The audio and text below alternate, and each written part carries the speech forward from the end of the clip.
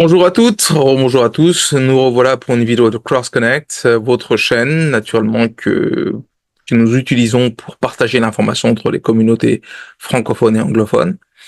Nous revoilà pour la partie 2 de notre histoire de l'argent, où l'argent est-il l'origine du mal? Et dans cette partie 2, comme vous pouvez voir mon écran, ce dont nous allons parler, c'est l'émergence de la monnaie marchandise. Afin de profiter des biens les plus courants pour faciliter les échanges entre les communautés, mais également les échanges de marchandises ou de services. Donc, dans la partie 1, ce que nous avons pu voir que nous avions un focus sur les sociétés antiques, donc les premières sociétés de la région qu'on appelle la Mésopotamie. Donc, à mesure que les sociétés mésopotamiennes se sont développées en complexité et que le commerce et l'échange, enfin, en réalité, est devenu de plus en plus crucial. Les limites du système du troc sont devenues un peu plus évidentes. Les commerçants avaient besoin d'un moyen plus efficace, plus fiable, afin d'échanger des biens et des services. C'est ainsi que la monnaie marchandise a émergé comme une solution naturelle. Ok. Donc, dans ce contexte-là, on est dans le contexte des premières civilisations humaines, où les gens s'installent de manière stable, soit dans des villes, soit dans des grands villages. On est dans la Mésopotamie antique ou les premières civilisations humaines. On met l'accent sur des exemples spécifiques de monnaie marchandise primitive. Donc, ce que l'on essaie d'adresser avec la monnaie de marchandise primitive, c'est l'idée que on essaie d'adresser des besoins de variabilité, de la qualité, la complexité du stockage et la divisibilité qui est somme toute limitée quand on fait du troc. Donc naturellement, on cherche à avoir une forme de divisibilité sur des échanges relativement petits, moyens ou grands éventuellement. Donc l'évolution de la monnaie marchandise est intéressante, mais amène aussi quelques formes de limites en tant que moyen d'échange. Donc il y a quelques points clés qu'on peut notamment citer. Les animaux d'élevage tels que les bovins, les ovins et les caprins, okay, étaient, no, étaient couramment utilisés comme moyen d'échange dans les sociétés primitives humaines ou bien les sociétés mésopotamiennes anciennes. Cependant, le bétail peut s'avérer difficile à stocker, à transporter, surtout si on fait des échanges à plus longue distance. Okay. Et sa valeur peut varier en fonction de certains facteurs. L'âge, la santé de l'animal et la saisonnalité. Les céréales, d'autres formes de monnaie marchandise sont les céréales, telles que l'orge, le blé, constituaient une autre forme de marchandise populaire utilisée comme monnaie. Bien que les céréales soient plus faciles à stocker et à transporter que le bétail, leur valeur peut également fluctuer en fonction de certains facteurs, tels que les rendements des cultures et la demande. Donc on voit une fluctuation un petit peu comme le stock market ou bien la bourse. Mais effectivement, ces éléments ont un effet. Les métaux précieux tels que l'or et l'argent étaient hautement estimés. Alors, pour une raison très simple, la durabilité, ce sont des métaux qui sont inoxydables. Okay, donc, ils sont hautement estimés pour leur valeur, qui servaient à la fabrication de bijoux et d'autres objets qui permettaient on pouvait les conserver et les échanger pour certains échanges de haute valeur ajoutée.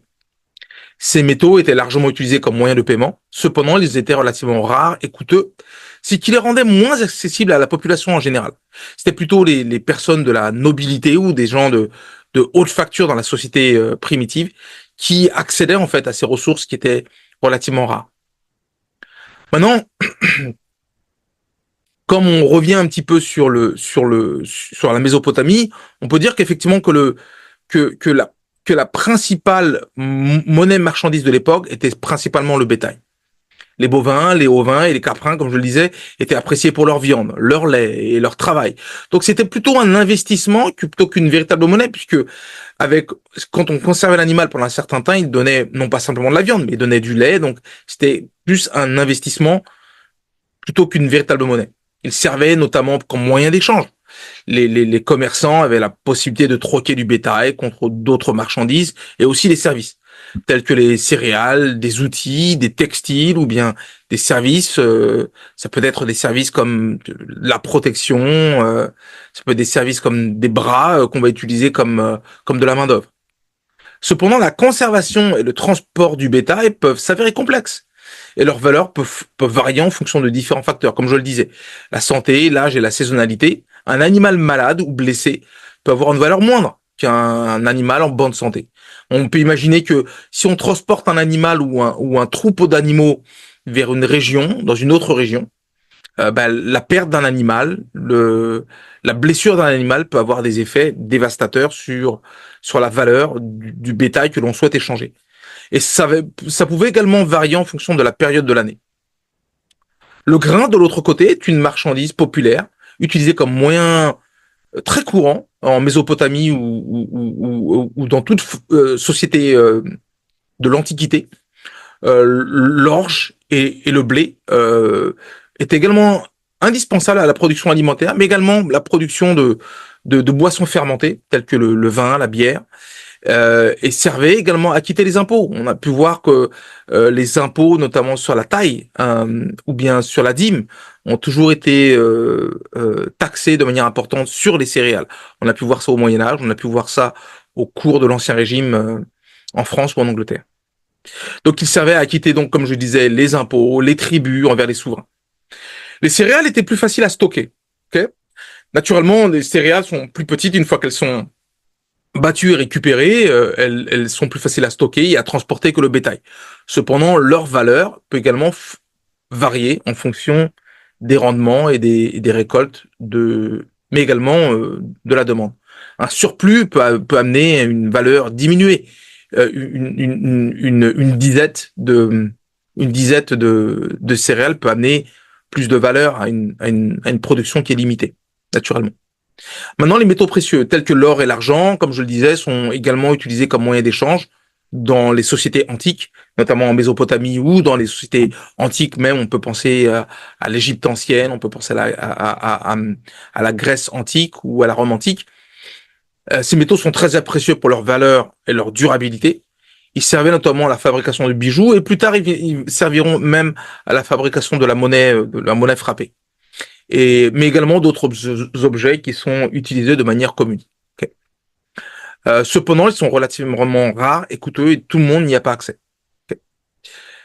Bien que la monnaie marchandise ait offert un moyen plus efficace, comme vous pouvez le constater, pour échanger des biens, des services, au-delà du troc, parce que le troc a une forme de limitation.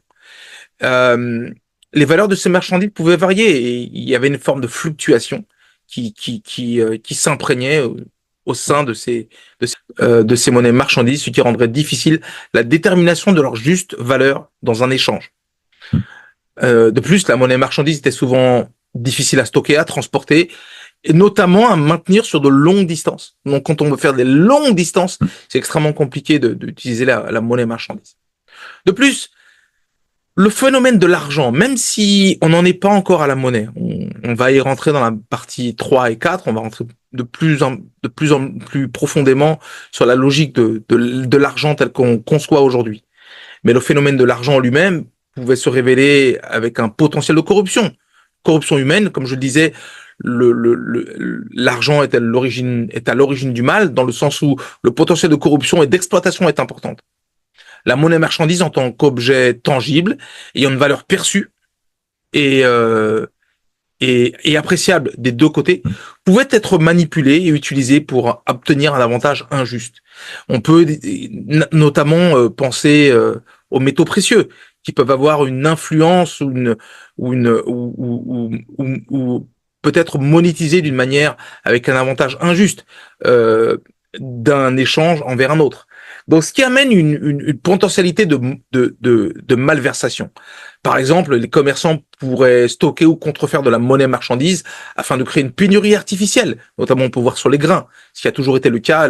On crée des disettes, on crée des famines artificielles, qui créent une pénurie qui amène une valeur plus importante. Ou de tromper autrui. Le but étant d'utiliser l'appât de métaux précieux qui peuvent se conserver plus longtemps de manière plus longue dans le temps, peuvent être un moyen de faire des échanges qui qui sont injustes ou de manière, on va dire, non équitable. Cela met en lumière les risques et les défis inhérents liés à l'utilisation des matières premières physiques comme moyen d'échange. Donc, comme vous le voyez, même dans les principes les plus anciens de la monnaie, il y a un risque de corruption humaine. Et c'est ce qui va s'accélérer, c'est ce qui va s'accélérer au cours du temps, et on pourra le voir dans les parties 3 et 4. Ben, je vous remercie pour votre attention et on se revoit pour la partie 3.